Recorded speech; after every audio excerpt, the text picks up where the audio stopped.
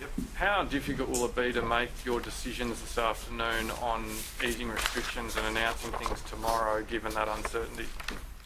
Yeah, I think it'll be a very late night and a very early morning, so that we can get as many results on the table, as it were, so we can have the most complete picture available to us when we make those decisions. We really do just have to wait to see what those test results show us. So we know there's thousands that are in the lab now that'll be processed today and will come to us later on this evening, fairly late though, and then there'll be all of today's testing which will come to us tomorrow. So we just have to look at that very carefully. And what we are hopeful of is that there are connections and linkages between these cases, and these cases don't speak to the virus being in the northern suburbs more than we had thought. So it's all about trying to find those linkages, and that's why there is a very big team of people interviewing, re-interviewing, looking at things from every conceivable angle to try and find linkages. But if they're not there, then that'll be of concern to us. Volume will also be an issue, but as I've said many times now, when you get down to these very low numbers, it's the story behind the case that's just as important as the case number. People are really pegging their hopes on some big announcements tomorrow. It almost feels like deja vu. What's your message to Victorians? No, I wouldn't describe it in those terms. We are in a very good position, and if we can proceed tomorrow, we will. But I think I don't think many Victorians would think very highly of me making decisions or public health team providing me advice while there were literally thousands of cases from a part of Melbourne where we have seen a series of clusters and a series of outbreaks. Basically, for me to ignore those tests that are sitting in the lab, that doesn't make any sense at all. So we have to wait and see what those results are, and we will get a more complete picture today and hopefully the early hours of tomorrow morning, and then we'll be able to make some judgments from there. These numbers are still low. We are still Metro Melbourne at 5 cases for the 14 days. Literally no cases in regional Victoria over the 14-day period. We're in a strong position, but I think having and just go back to the point. I'll just go back to the point Jerome made. So all those schools need to come forward and get tested. So it's staff, students, everybody in a student's household, so mum, dad, siblings. We're ringing, and schools are helping us do this. So the schools are ringing all of their people on their database and talking to them about what they have to do. So it's a massive effort. Those people will get tested, and we should wait for the results. I think that's probably the best way I can answer your question. It would be wrong to call people to test and then make decisions without having looked at those test results. And we'll do that as fast as we possibly can, and we'll try and, what we are doing and we'll continue to do throughout the day, all of that coronavirus detective work to try and find linkages if they are in fact there. Is it worth perhaps, I'm not telling you what to do, but is there a chance you could delay tomorrow's announcements?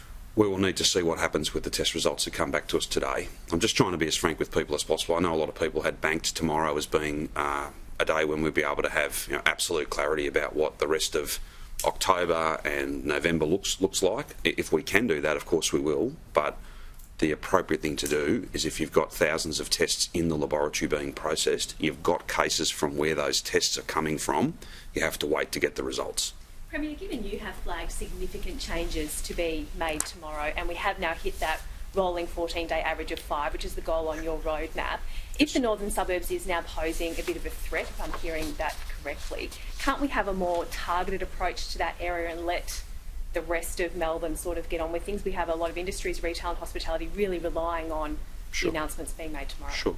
Well, this is a very targeted approach. So what we're doing is we are essentially asking people that we've not previously, I don't think many other parts of the country have asked people, like cast the net this wide and said, right, you've got to get tested and you've got to stay at home until you get those test results. Now, they're all links in a chain, and if someone back closer to the case than you are tests negative, then that link is broken, and then that family or many hundreds of families can go about their business. So this is absolutely a targeted way of doing it. It's people that have got any linkage to a case, primary or secondary.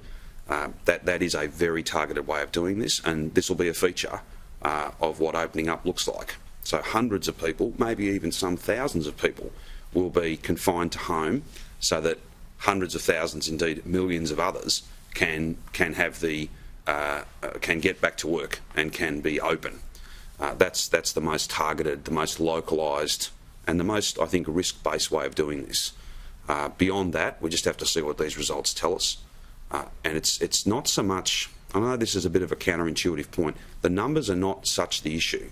If they're all connected, if they're all linked, then, and you've got containment around them, then that's a much better situation than even a smaller number where there's no apparent link between those cases. Because what that tells you is that in the northern suburbs of Melbourne, just to give one example, there is virus that's bubbling around, and that you've then got to make those really difficult judgments. If you opened up knowing that, what's the potential for the thing just to, finish up in a situation where there are many cases, many cases. Could we see a return, though, to earlier in previously, months ago, we had sort of hotspot suburbs locked down? I don't think that's going to be the appropriate response, but we'll look at it. We'll look at all those things based on the results we receive later today and into tomorrow. Ultimately, unless you have no movement out of a dedicated or a specified geographic area, then that doesn't quite work. The better way to go is to say, okay, here are a group of people, albeit quite a large group, and their contact may be passing, if any. But because there's a linkage of any sort, all of those people, secondary contacts, primary contacts and cases, we lock them down rather than locking down a whole suburb. That I think is the best way to go. That's what's worked in Shepparton, that's what's worked in Kilmore, that's what is currently being applied in the northern metro region, and that's exactly the way that we'll continue to go. It's just at hundreds and thousands of people that are confined to their home while we get them tested. That allows hundreds of thousands and millions of other Victorians to be open. That's the logic to it. It's working well. It is a massive task, and there are literally hundreds and hundreds of people that are out there on the ground at the moment, and there will be thousands of people who get tested today. We just have to wait and see their results.